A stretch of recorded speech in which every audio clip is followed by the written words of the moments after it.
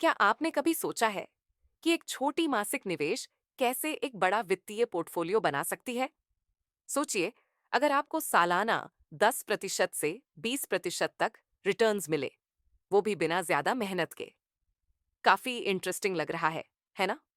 आज हम mutual funds की दुनिया में डाइव करेंगे। ये एक ऐसा इन्वेस्टमेंट टूल है जिसमें पोटेंशियल तो बहुत है, लेकिन लोग इसे अक्सर समझ नहीं पाते। अगर आप म्यूचुअल फंड्स के बारे में हेजिटेट कर रहे हैं या क्यूरियस हैं, तो ये गाइड आपके लिए है। आपने शायद टीवी पर वो आकर्षक म्यूचुअल फंड एड्स देखे होंगे और सोचा होगा कि क्या ये सच में इतने अच्छे हैं जितने दिखते हैं। ये डाउट्स होना नॉर्मल है, खासकर जब पैसे खोने का डर हो। म्यूचुअल फंड्स को कई लोग इसलिए अवॉइड करते हैं क्योंकि उन्हें ठीक से समझ नहीं आता कि ये कैसे काम करते हैं। चलिए, इस डर को दूर करते हैं। मीडिया अक्सर स्टॉक मार्केट को नेगेटिव दिखाता है, लेकिन सच ये है कि अगर आपने एक एवरेज फंड भी चुना और 7-8 साल तक इन्वेस्टेड रहे, तो आपके रिटर्न्स फिक्स्ड डिपॉजिट से बेहतर होंगे। और अगर आप सही तरीके से चुने, तो आपको 20% से ऊपर का रिटर्न भी मिल सकता है, जो सोना, रियल एस्टेट और अन्य इन्वेस्टमेंट्स को मात दे सकता है। अब म्यूचुअल फंड्स क्या होते हैं, ये समझते हैं। म्यूचुअल फंड्स सिर्फ स्टॉक्स तक सीमित नहीं होते। ये गोल्ड, रियल एस्टेट और डेट इंस्ट्रूमेंट्स को भी शामिल करते हैं।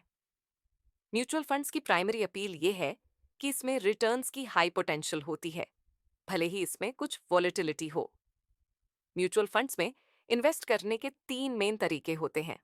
सेल्फ रिसर्च: अगर आप खुद स्टॉक्स चुनते हैं, तो ये कॉस्ट इफेक्टिव हो सकता है, लेकिन इसमें काफी टाइम और एक्सपर्टीज चाहिए।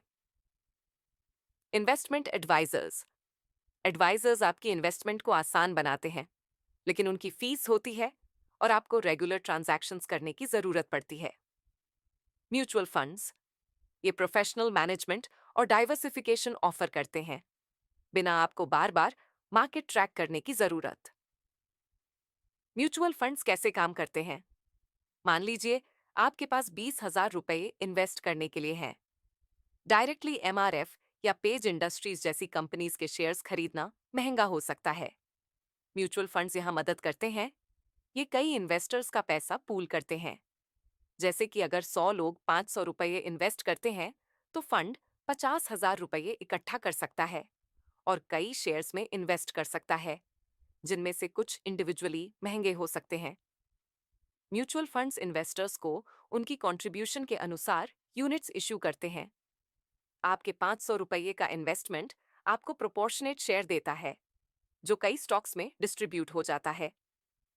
यह पूलिंग छोटे इन्वेस्टर्स को डाइवर्सिफाइड पोर्टफोलियो का फायदा देता है, जो इंडिविजुअली बनाना मुश्किल होता। म्यूचुअल फंड्स को asset management companies AMCs manage करती हैं। ये पैसा इकट्ठा करती हैं, फंड मैनेजर्स को हायर करती हैं और इन्वेस्टमेंट स्ट्रैटेजीज बनाती हैं। फंड के टोटल पैसे को एसेट्स अंडर मैनेजमेंट एयूएम कहा जाता है।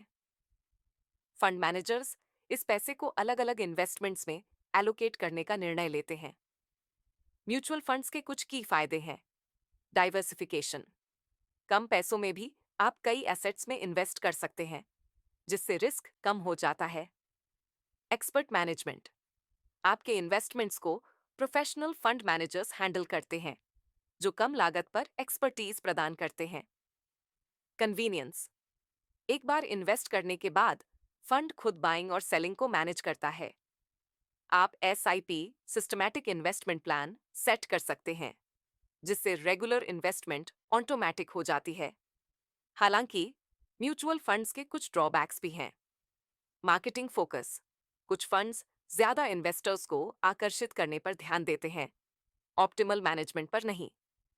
रिडेम्पशन प्रेशर: अगर कई इन्वेस्टर्स मार्केट डाउनटर्न के दौरान विथड्रॉ करते हैं, तो फंड मैनेजर्स एसेट्स को लॉस में बेचना पड़ सकता है। परफॉर्मेंस डिपेंडेंसी: फंड की सक्सेस पूरी तरह फंड मैनेजर और उनकी रिसर्च टीम पर निर्भर करती है। म्यूचुअल फंड्स गोल बेस्ड इन्वेस्टिंग के लिए खास तौर पर उपयोगी होते हैं।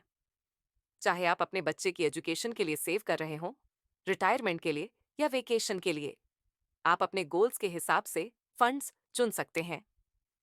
एक एसआईपी शुरू करें जो लॉन्ग टर्म ग्रोथ के लिए डिजाइंड हो, ताकि आप समय के साथ वेल्थ बिल्ड कर सकें।